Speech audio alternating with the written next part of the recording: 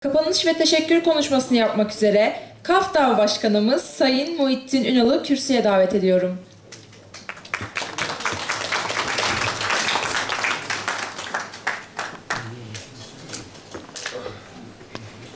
Bu dar zamanda zamanınızı almak istemiyorum ama sabahtan bu saate kadar dikkatle dinlediğiniz için, burada bulunduğunuz için, sabrettiğiniz için teşekkür ediyorum.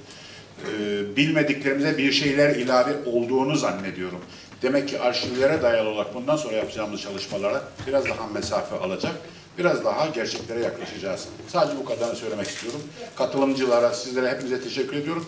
Sayın konuşmacıları kürsüye davet ediyorum. Bundan önceki iki oturum ve oturum başkanlarını.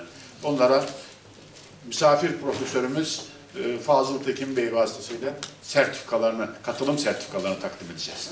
Olur.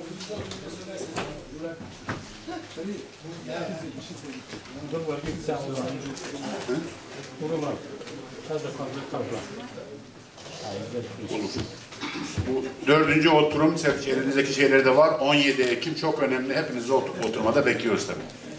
Georgie.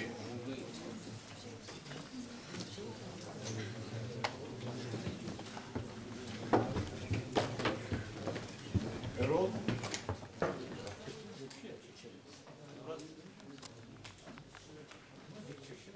Şöyle, Muhittin abi şöyle biraz yaklaşırsa daha güzel fotoğraf alacak.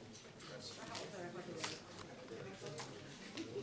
Şamil geride ama Şamil sığmaz öyle.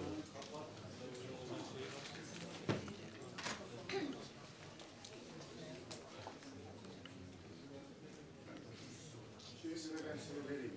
Kemal Bey,